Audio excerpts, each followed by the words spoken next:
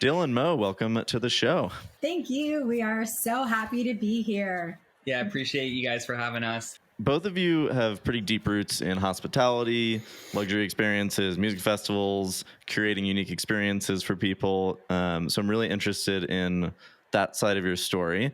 And you're kind of merging that with Web3 and NFTs and all this new technology with your new company, Connecting Roads. So before we get into kind of the details of the business, I'm curious what both of your Web3 journeys were. Like, what was it that got you into this world of NFTs? Well, I could go first because I kind of was a little bit of the push of getting Mo into Web3. But for me personally, the first real push was when Gary Vee launched VeeFriends, and he basically onboarded just such a huge cohort of his community members and fans. And I'd been following Gary Vee for 6-7 years prior to that. So it seemed like a very prime opportunity to just learn about this emerging market. I would say about 3 or 4 months prior to him really coming out with the NFT portion, I downloaded my first decentralized wallet to buy Shiba coin. And then from there, just like was really starting to understand a lot of the different mechanisms in what is now like the Web3 market. But VeeFriends was the first real big push that got me into this space. And the reason that I really connected with it was because there was a utility portion attached to the NFT. I knew I was going to a conference for 3 years, so it felt like a no-brainer for me. For sure. Which VeeFriend did you get? So I got the dynamic dinosaur. Nice. I remember when he released those, and we've been following Gary Vee for a while too. What is this? I think this was 2020. I feel like it was during the lockdown, and I remember like showing Thomas like, oh, like Gary Vee's doing this NFT thing, and like we weren't really into Web3 then, and we almost bought one and we didn't, and I very much regret it. Well, and I remember because that's when you moved to Denver too, was like on that car right over. And then I remember that Gary Vee had also delayed the launch of it too. And there was all this like hate as in like, oh, this is fake. It's not real. This is total botched. But he owned up to it. He definitely did. And it was just like it was a whirlwind, just like following that from the beginning paths. And just like you're saying, like I was there for hours, just like minting, like refreshing the page to try to grab stressed out, thinking they were going to sell out immediately. So it was 2 separate days of those anxiety driven. I'm trying to purchase an NFT, and my first time too. So even more little added details into that one. For sure. Well, how was VeeCon? I assume you went. Yes. It was so much fun. It was interesting to go as an attendee because we've spent the last together 5 years working in the event industry, specifically doing guest operations at a lot of music festivals within platinum programs. So we walk into an event as an attendee and we're instantly just like, it's foreign to us because we're always like looking at the little things and the logistics, and we're seeing that bigger picture. But the way it was curated was really great. Basically, it was in a stadium. So the floor of the stadium had a main stage, and that's where speakers and musicians later in the day performed. And then they had like some food trucks set up. And then in the higher levels, they had stadium rooms that basically were smaller breakout rooms with panels. And it was kind of cool because you could rent out a space, like a booth type of area. And that could be kind of like a private networking space. And so we did that one of the days as well and had some good conversation and really just got to have some one-on-one time. But a lot of fun. We definitely empowered our animals. I have the spontaneous seahorse. So it was a lot of fun to go as a guest and just romp around. And we were so surprised with how many young people were there and young international people specifically. Every single language you could hear. It was incredible. Just a really diverse crowd, which was awesome.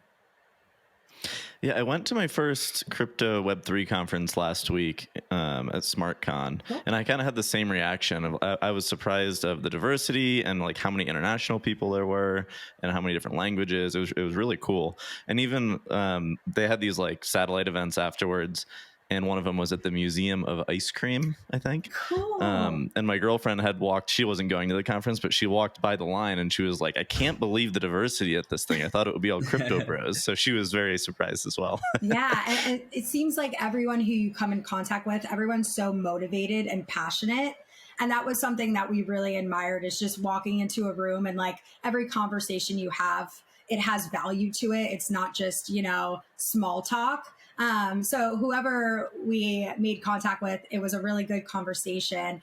And there was a VCon app, which was pretty cool, where basically you just pull up the app, press a button, and you can instantly just exchange contact info. And I have never experienced an application quite like that type of networking tool. And I just can imagine like it being so much bigger and better next year, because everyone had feedback and things to say, of course. But really neat experience. That's cool. So you bought your first NFT, you went to VCon, so now you have like this real world NFT experience. What was next for you in the world of Web3? What kind of hooked you and said, I need to build something in this? Yeah, so I would say just Mo and I have been very passionate about the world of hospitality and curating experiences. So, and being in the music industry. So one of the first use cases after purchasing the VFriend was like, there's applications for this for concerts. Like there's opportunity with concert tickets and onboarding new users at music events or festivals. So that was immediately where I felt I had a need to build for the community and connect people through that. And just our network being in the festival world, it's so rooted in community, and it's so rooted in just I would say a diverse set of thinking. So it's been really interesting, and that was really like what drived us to say, okay, we need to be in this market and help onboard people. And that was really where it first went in that sense. And then we just started thinking of a lot of different ways to connect that to in-person experiences. Yeah. What was the first kind of experiment that you did with NFTs and building something? So our first real life experiment, it's kind of funny just to see, even from a short span of time, how much we've grown. Essentially what we did is on Easter Sunday, we had a egg hunt in Cheeseman Park in Denver. So you're familiar. It's a large park. There's a lot of different kind of areas within. And we hit the best grass in Denver. Exactly. So we hid a bunch of golden eggs and basically had a clue inside. And that clue, and it was fairly simple. And that clue led to us, and we had a setup with tables, chairs. We had like a special cocktail, and basically when people would make their way to us, we had like our camp set up. So we were making quesadillas and different lunch items, but basically it was just like this holistic networking type of experiment that we did. And we met so many cool people through it. We were amazed by how many people made it to us and followed all the way through. And so we had these gold balloons set up so you can kind of put together the context. But really, it was just kind of like proof of concept. Do people even want to interact with this type of scavenger hunt quest? And then how will they engage afterwards? And so very small use case, but we've only kind of expanded since then. And with the egg hunt as well, Mo had made a really awesome rhyme that went inside of the egg on a piece of paper with a QR code. So you scan the QR code, and it also showed a generalized location, but the real clue was what the gold balloons attaching to the gold eggs that we hid. And we hid about 60 of them, a lot, and had like over 30 people come to our setup there. And a lot of them hung around for hours and got to really, like Mo was saying, make some really great relationships through that. And then one person specifically reached out to us via email afterwards and sent us the most touching email, essentially, that was just like, hey, like, this made a huge impact on me. I found your website through just finding a golden egg. I'm having a day where I'm just enjoying relaxing in my hammock, but I am so inspired by what you do and just wanted to thank us for bringing them a smile. And that made me happy as well. So it was, people were interacting with us without even coming and meeting us directly, which was cool too. Did you advertise the event ahead of time, or was it just golden eggs throughout and people just went through? And I wonder how many kids ended up going through with it too. Me too. So we advertise on our social media platforms, like for our friends to participate. So we definitely encouraged our friends to kind of come along, but they were more just hanging out with us. They weren't necessarily participating. And it was interesting. So I think this is just a thing in Denver where you walk down the streets and you're commonly seeing someone between the age of 25 and 40. Just that's kind of the demographic. And that, I would say, was the majority of people that we met. I honestly don't know if we met any kids. I don't remember meeting any kids. Yeah, either. it was like so on point where it was very like-minded people, which was cool. Nice. Were these eggs connected to an NFT somehow, or what was the technologies behind this, I guess? So this was specifically just with a QR code, but our first time integrating NFTs into an in-person experience was actually at Electric Forest in June of this year. So that festival has about 70,000 people in it, and Mo and I were overseeing all of the guest experience and hospitality for this major music festival. And what we were focused on was the Good Life VIP campgrounds, which is basically a festival in its own, about 8,000 attendees, 6 different campgrounds, over 700 glamping tents. It's a production there. And like, if you don't see the rest of the festival, you're like, this is an awesome place. And with that, we were able to utilize, Mo has been working that program since 2015, and I had been working that program since 2017. So it was really serendipitous for this to be our first event that we were hired on as Connecting Roads, and the first event that we were able to utilize this technology into enhancing the guest experience there. But it was pretty neat because what we did is a big portion of our VIP program is in each campground. So there's different glamping levels. We have a concierge present, so similar to at a hotel. And we had these concierges really embrace this scavenger hunt that we curated. So the scavenger hunt had 4 different stops. One of the stop being with a clown, another stop being with one of our friends who was finger painting at our main stage lounge, another one that was simply just handing out some yerba mate and providing the next clue. And then the last one was essentially a magician who put on a show and then gave a physical wooden token in addition to a digital NFT. So that was kind of the process. So it was curated, and the concierges kind of helped guide people in the direction. So with, and we might be getting ahead of ourselves, but with concerts and events and festivals like this, the most practical use cases that you oftentimes hear of NFTs being used are tickets, reselling tickets because of the royalties, and then access. And I guess fourth one is scavenger hunts now too, since you just talked about that. What other novel ways or different ways do you think NFTs are going to shape and shift festivals, events, kind of like not the first right answer, but second, third, fourth, fifth, that gets you really excited? Totally. Well, I'll jump in on this because I've been pretty involved in a community called Superfest, which is the first community-driven music festival that's being built by Superfly, the same people who have built Bonnaroo and Outside Lands. And I think one of the most unique use cases that they've really been presenting that I see being utilized down the road, and something that more companies, NFT projects, brands integrate into their ecosystems, is having the consumer or the community member being able to vote on different aspects of the event or of the entirety of the experience. Because what we've noticed is that so many people want to be involved in the process of these experiences, and they want to have that kind of play in it. And with Firefly Music Festival, they started doing this concept back in 2016 and just had forums similar to like a Reddit on their website, and would just get fan engagement from that and have people vote directly on their website. So I think we're going to start seeing this loyalty aspect connected to a membership token that gives you an ability to have a say in whatever is being built. I love that. That's cool. Yeah, I just pulled up their website. It's so fun. Yeah.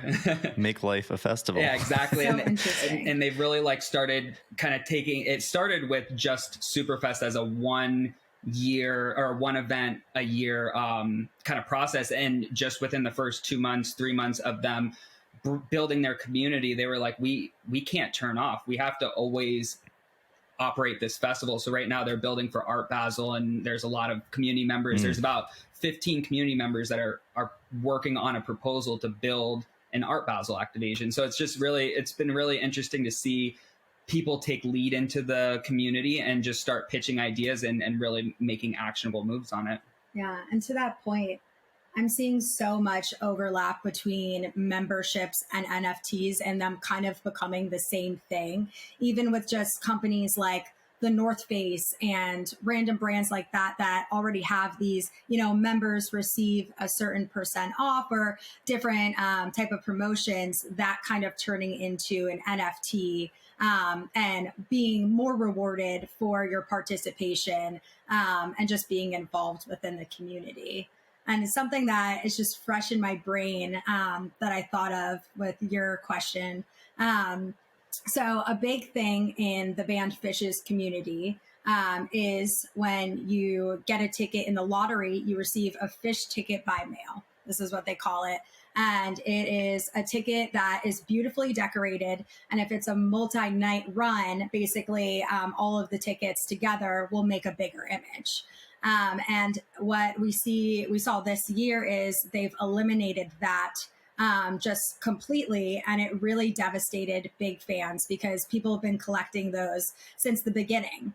And I just foresee over time this ending up being just a digital collectible. So I don't know of any talks of this yet with the band specifically, but just seeing it in real time, I can only imagine that's the future, because there's already these websites that are tracking all of the shows you've been to. So why not add that, element of art and collectability in there? So I see it ahead. Fish needs to hire you guys. That sounds like a perfect fit. Yes, please. So if I'm understanding this correctly, so Connecting Roads existed pre-Web3, right? You guys were doing consulting and doing these experiences for festivals and for experiences. And then you kind of merged in this Web3 element. Give us the Connecting Roads pitch and kind of what you're focused on now and what the vision is.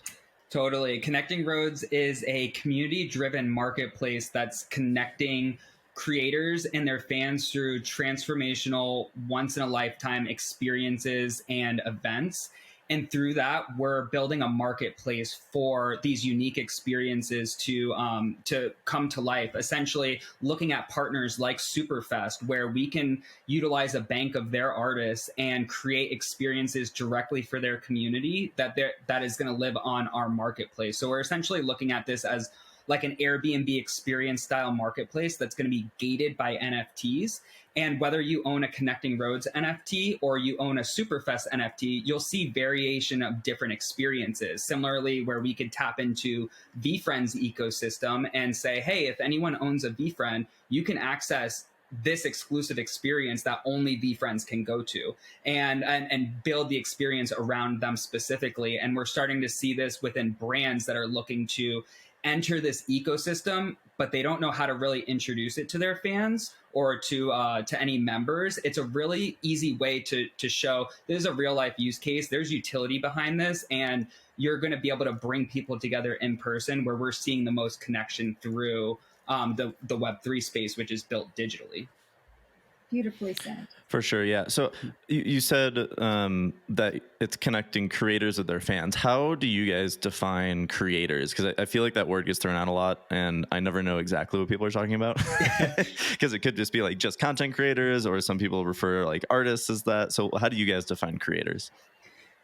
Yeah, so creators is definitely such a broad word. We're seeing it also broadly.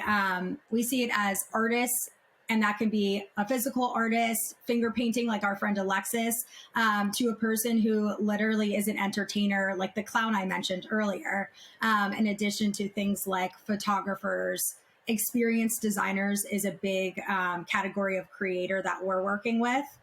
So having those partners specifically, or especially international, where people are coming from their local community members, that can really create an experience that we wouldn't be able to do because we're Americans and we've never lived in this place.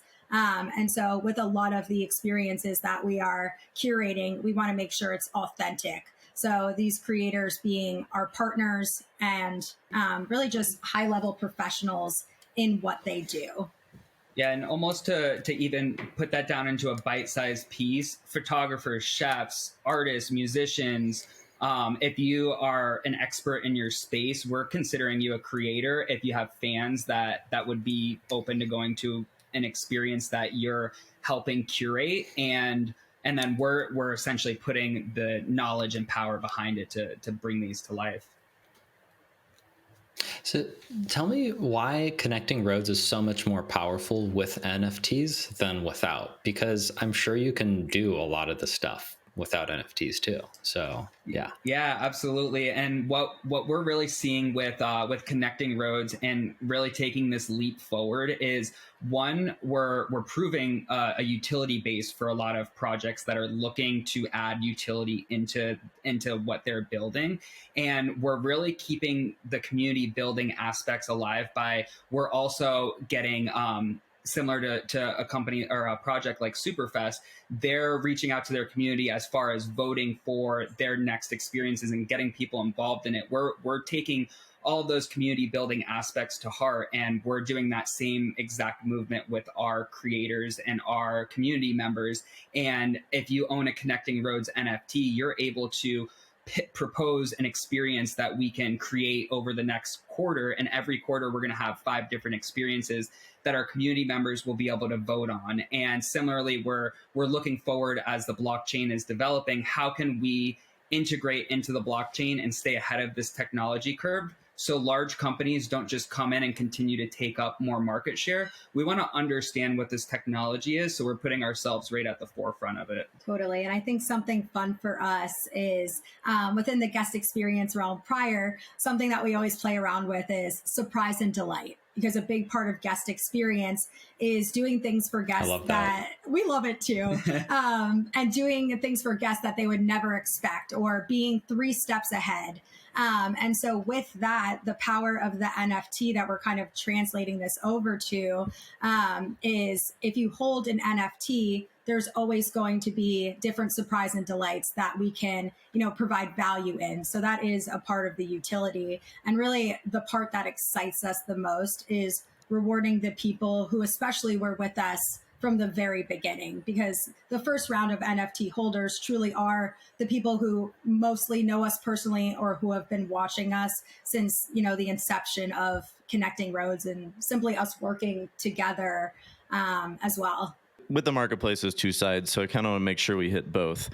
From the consumer side, are the NFTs, am I purchasing a Connecting Roads NFT, or am I purchasing an NFT from a creator that I'm a part of their community? So essentially there's options for both, and they will both lead you to a different path. And this is also where we see the NFT technology really benefiting us a lot is if you own a Connecting Roads NFT, almost all of the experiences that we're building and that will sit on this marketplace, you'll be able to see and access. So maybe you don't own a VFriend to get to one of those VFriend exclusive experiences, but if you own a Connecting Roads NFT, you'll be able to go to it.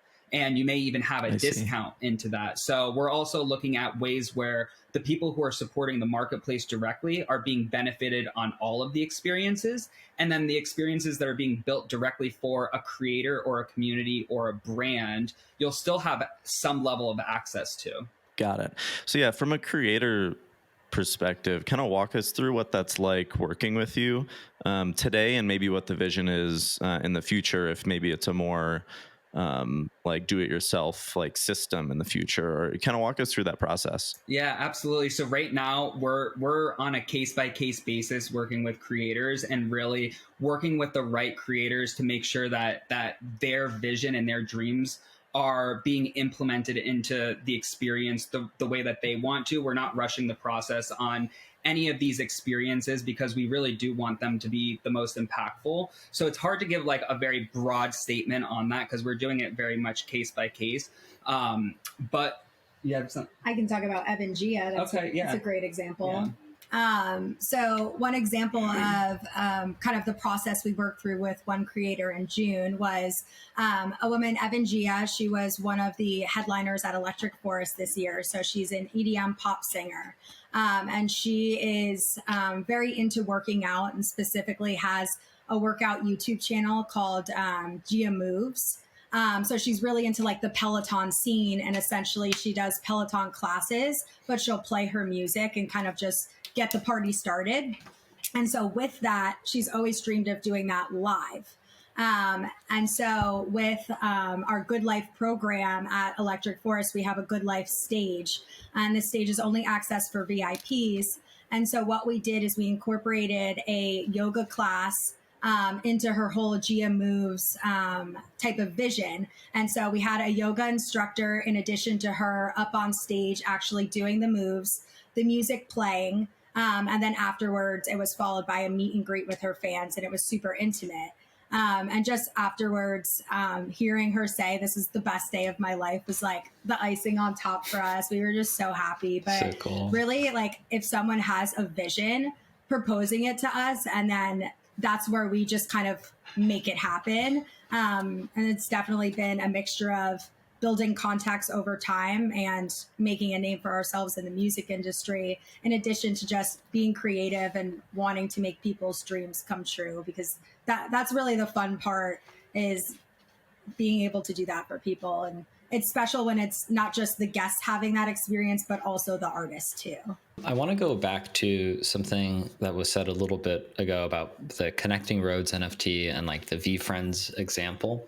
Does this mean that like if you have a Connecting Roads NFT, you could see like other NFTs that Connecting Roads, I guess, has, and like the, what was it? The something seahorse? Spontaneous. Yeah, the spontaneous seahorse.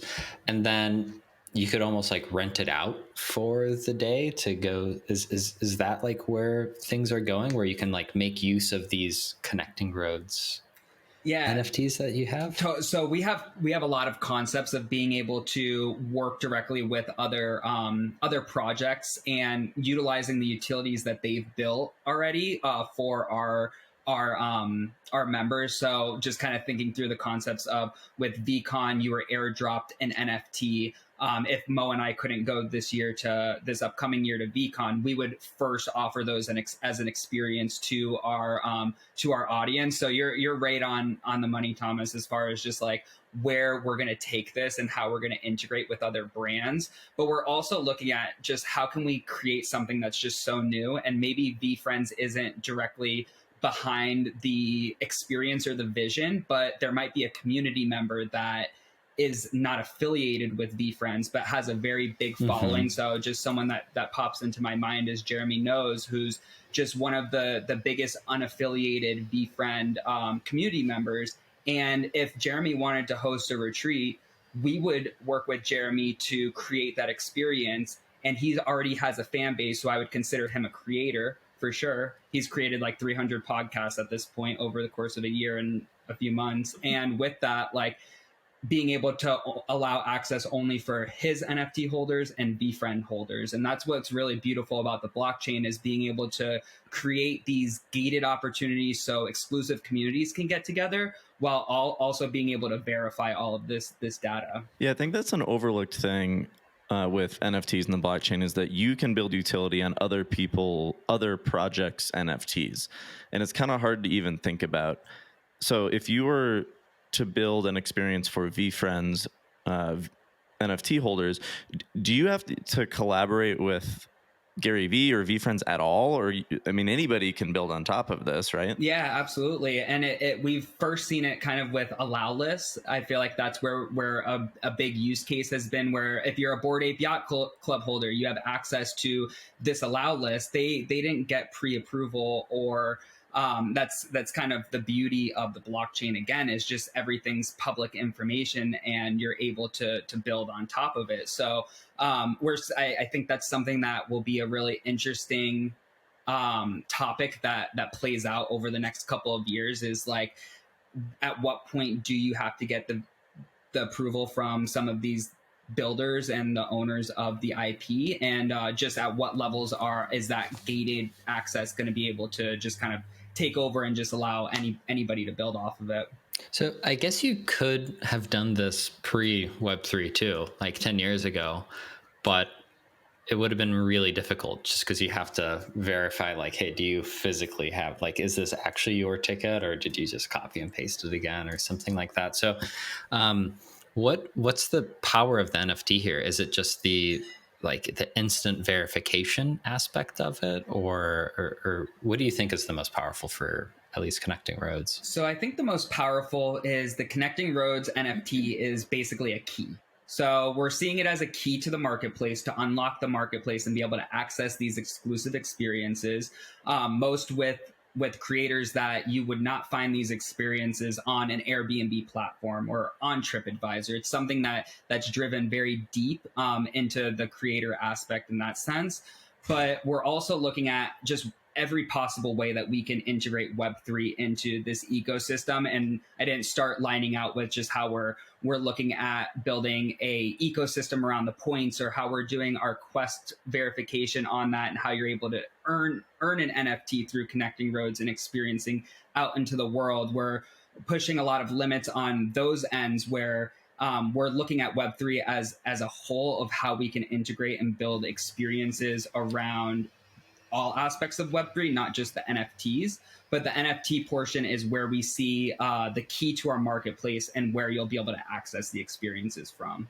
And piggybacking off of that experience marketplace being the utility is the experiences, and something we're really focused on with every experience, may that be a retreat that we're fully building out, or working with a partner in another country, is really, we're focusing on a transformational experience. And of course, transformation looks different for every person, and you have to go into the experience with the mindset that's appropriate, because of course, at the end of the day, you can't force someone to transform, but we're really creating the outlet so that it's available.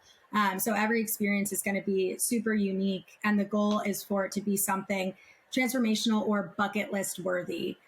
So to Dylan's point, it's not something found on TripAdvisor. We're doing a lot of educational type of experiences where you can actually get real life certifications, working with a lot of local communities to help make tourism more of a positive thing for communities, because not everywhere appreciates tourists even coming through. So making that positive impact is super important to us. So we have a lot of foundational principles within the experiences that really tie into the utility as well. You mentioned in there that there's the ability to earn the NFT versus buying them. How would that work? Like, how would one earn the Connecting Roads NFT versus just purchasing it? Yeah, absolutely. So with we actually partnered. So I'll give you a little bit of an example of the first earnable NFT that we're launching and making available to earn starting October 18th, which will be in Denver. So we'll send you some more details on that, Sean, once we have it fully launched. But with that, we partnered with a company called Yonder, which is an AR company that is similar to a Pokemon Go style experience. So it's a web-based app, so you don't have to download anything. You pull up the link that Connecting Roads has, and you can see 6 different beacons that are in the greater area of Denver. So we chose a location outside of Meow Wolf, one near the Rhino Crush Walls, one in City Park, one in Cheeseman Park, Red Rocks, and a really cool sundial. So with that, if you go to 4 of the locations, then you earn a treasure hunt clue that will lead you to a real life treasure hunt in person, where the first person that gets that will get to go to an exclusive dining experience out in nature in 2023.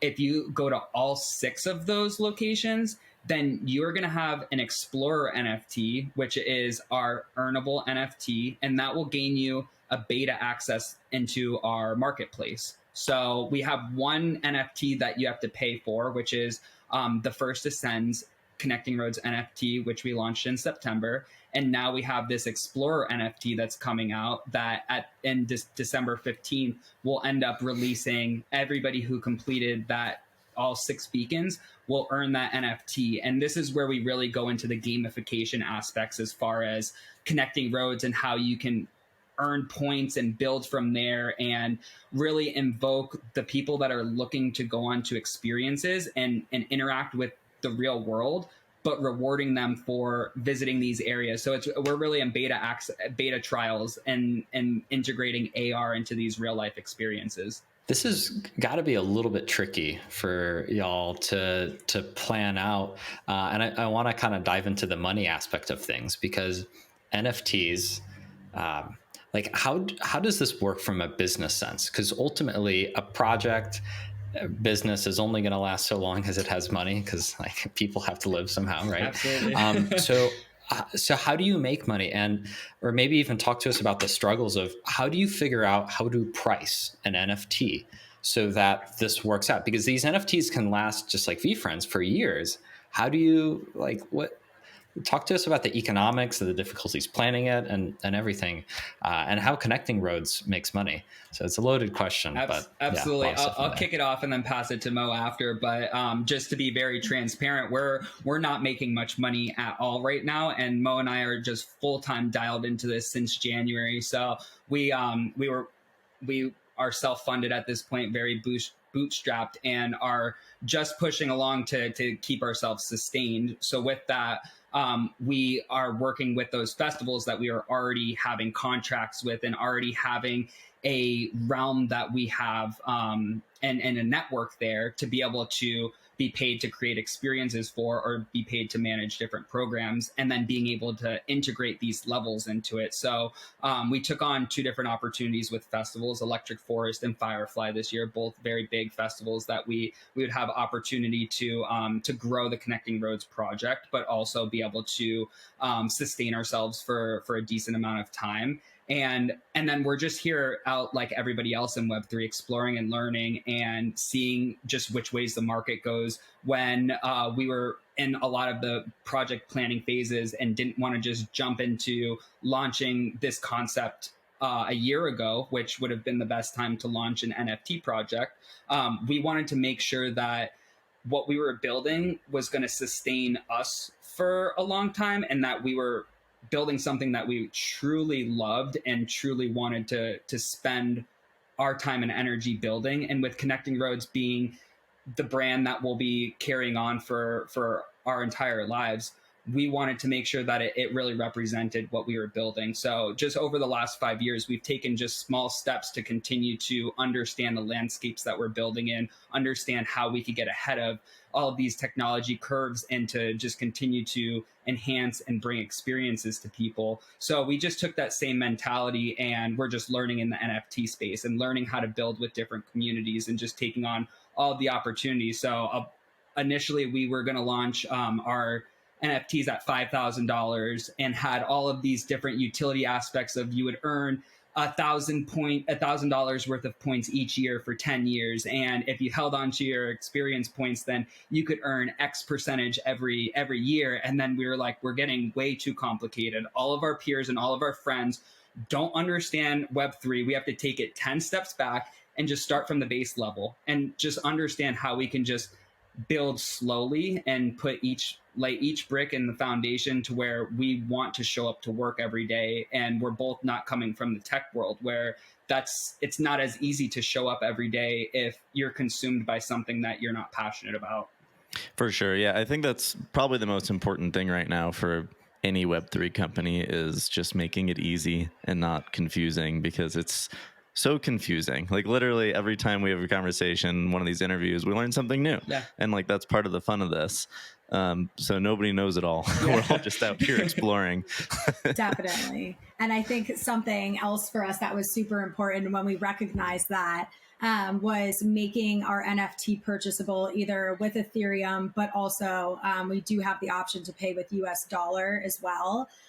We did only allot a certain amount of NFTs that can be purchased with US dollar. But for people who really are entry level and don't really have any desire to learn right now, we made it an option for everyone to still be an NFT holder.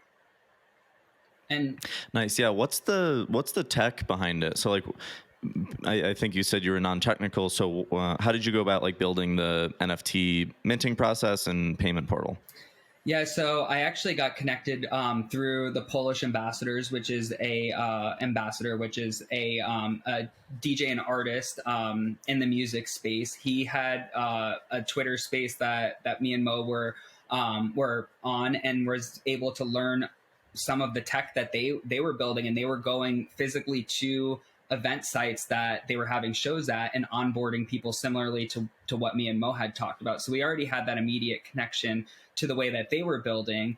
And so we had kicked around and talked to maybe 10, 15 different developers, and trying to find someone that we really connected with, really understood, aligned values, trusted them. We were looking at bigger brands and smaller brands, different. We worked with Yellowheart for our Electric Forest drop. So it would have made a lot of sense just to continue to go with them and have a platform that is established and has PR. Plug and play. And we had a very seamless process that we worked with them for Electric Forest with. But we went with a gentleman named Wiggleworks, and he is a local Denver just technology expert, I would say, and he's been working with ETH Denver for the last few years.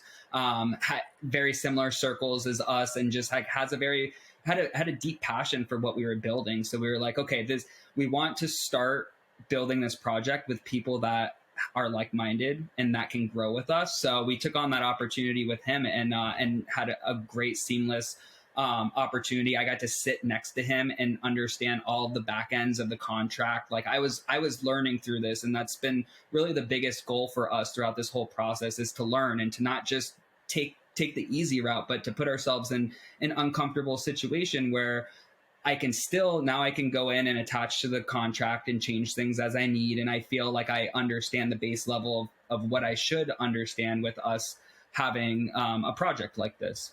Yeah, and I'll definitely say finding the tech was challenging for us, because we really did, when you're not a tech person, putting complete trust in someone else that you don't know it's terrifying, because you can't pick up on those little things. And so with that, finding a developer who was local to Denver, where we could literally drive over to his house, sit there and have like a very slimmed down, dummied down, truly conversation, and then watch him build it and understand every aspect was just so valuable. And as we continue to build our team, a big thing, as Dylan mentioned, is working with people with aligned values and people who really see the vision.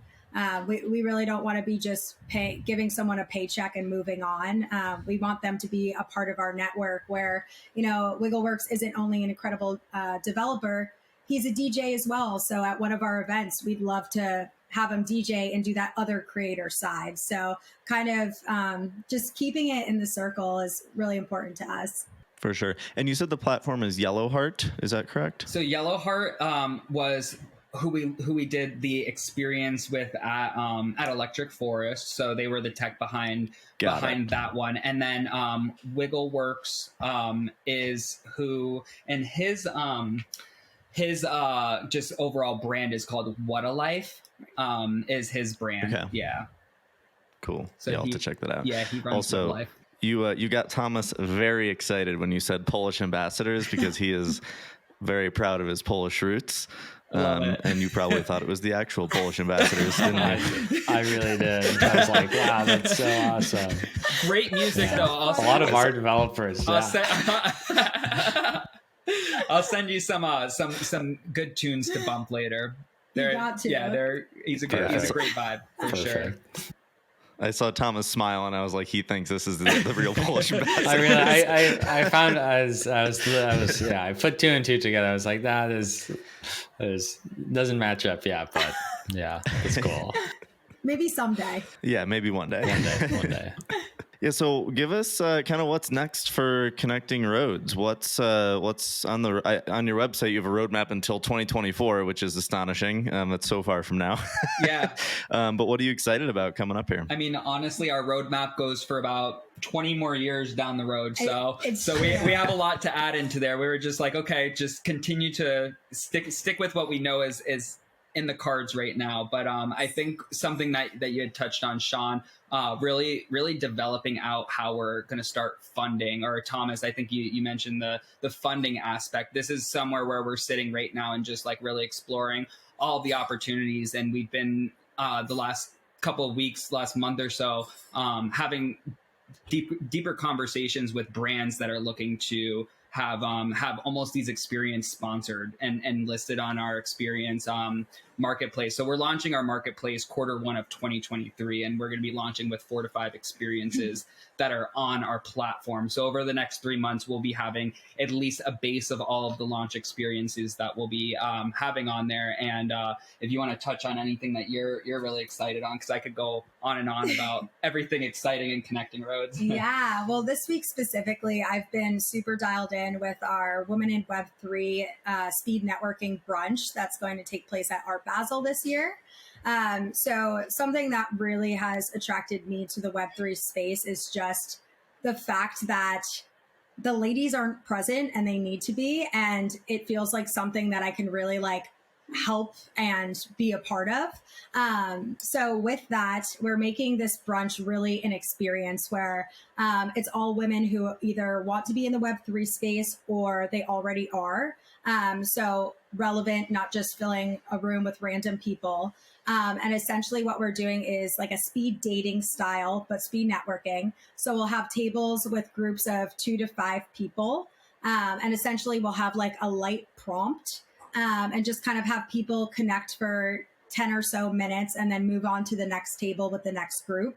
But with that, a passion of ours is food, and we want to make this different. You know, we don't want a continental breakfast. So as you're switching every table, you also have a different bite-sized brunch type of dish. So we're going to be working with a local chef to curate a meal that, or multiple tastings that are fun and kind of tie into the entire vibe. And then we'll have a short panel at the beginning, followed by some powerhouse women in Web3 keynote speakers that kind of will present throughout. But we're super excited to dive in. It's not going to be an event that's thousands of people. It's going to be smaller, less than 300. But with that, we're focusing on more intimate and experiences where people walk away with actual value. Yeah, that's awesome. So for any women that are listening that aren't in Web3, what would you recommend? Where do they start? Yeah. So number one, don't be afraid to just dive in. I think the most intimidating thing is feeling like you need to be educated in order to dive into the space. But in reality, once you're in this space, you learn that everyone else is growing just the same and no one knows anything. Like, it's literally impossible because things are changing every day. Just start by educating yourself. And for me, because at the beginning, I'll be completely honest, NFTs didn't click for me until I started seeing brands and people who fascinate me doing really fascinating things with it. So find a company that you love that's doing something with NFTs and follow that project, and that'll probably lead to more and more. And a really awesome community that I'm involved in is called World of Women. And even if you don't own a World of Women NFT, you can still be involved with the community, and you can learn what it's like to be in, you know, a powerful and diverse space, because there are women from all over the world. I love being in an international community. That's something I've always really thrived in. And some of the people don't even own an NFT. So it's very entry level, welcoming to anyone. So just don't be afraid, because no one knows everything. And just go for it. Also, no one knows anything. I would agree with that. All of the above. It can be so overwhelming because like we felt the same way. We're like, oh, we can't start this yet. We don't know anything. And then we're like, okay, we figured out that nobody knows anything and everyone's just learning together. Exactly. Yeah. I think one of my favorite parts is that, in the Web3 space, people are like open that, hey, this is totally new for everybody versus, well, there are a few posers, but we're all learning. There always will be. So give us the vision in 5 years. Like if everything goes to plan and you've achieved the vision for connecting roads, what does that look like? Yeah, I would say in about 5 years, what we're really looking at honing into is having established residencies for this long list of creators that we're building into this network and into this marketplace, to start building residencies where we can build permanent infrastructure and we could build these activation spaces in these environments that we're already testing out waters and testing out different retreat models and working with these creators and just getting through all of those aspects. We want to be physically at these locations and operating. So the goal is to have one retreat center in Florida, one in Colorado to start, cycle back and forth between seasons, and just have the list of creators that we're already building this marketplace with to activate in these spaces. Well, hey, that's awesome. I can't wait to find those beacons and earn my NFT. Yes, I love it. And that beacon scavenger hunt is leading to a more long-term quest. And I'll give you a little preview of that. That's something that, will be developed over time. But right now I'm actually working on a project where one of our featured experiences long-term will be a worldwide quest. And so it'll really be based off of the 4 cardinal signals, but also the 4 elements. So it'll be 4 different trips within this quest. And each of them will feature like a different type of thing. So one of them will be an educational aspect where you are getting a certification.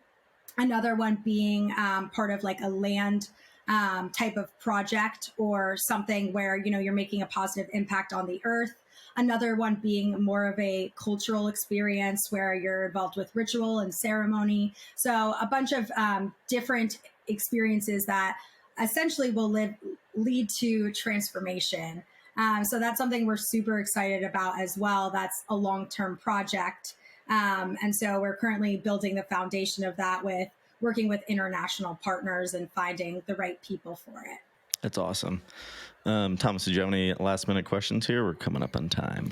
No, I was just thinking about these scavenger hunts and my mind was wandering with geocaching. And how that could be cool between like beacons and NFTs and the whole like attendance type thing with that stuff. But so many possibilities. So they're endless. Cool. We'll have to have a follow-up on just scavenger hunts. Oh yeah, we could talk about treasure hunts all day long. Yeah, we'll have you back on for sure. I wrote down like 3 things that I wanted to part of this too is you talk to people creating things Web3 and you're like, oh, have you heard of this, and this? So the 3 things that came to mind were Infinity Keys. I don't know if you've heard of this company, but they're doing the virtual version of scavenger hunt. So it's like scavenging the internet almost in earning NFTs, like the Wikipedia which sounds really game. cool. Yeah. I think Thomas and I are going to do a deep dive on that project because it looks really interesting. Awesome. The second one that came to mind was Stems DAO, which I think we're going to interview this guy in a few months. And that's in the music world where they're making NFTs out of music stems. So like the loops, the beats, all the things that go into the song. Awesome. Which sounds really cool. And then the person we're interviewing next week is House. I think it's House DAO, which is a physical creator house in Canada for creators. Very cool. So lots of cool things. Awesome. Thanks for sharing. It sounds like you have a lot of really cool interviews coming up. That's exciting. Yeah, we're excited. Well, cool, guys. Thanks so much for being on the show. This was a lot of fun. Always fun learning about NFTs and what people are up to. We'll have you back on the show at some point. Awesome. It was so great to have a chat with you guys, and we appreciate you guys for bringing us on. Yes, thank you for hosting us. I hope everyone has a great day ahead.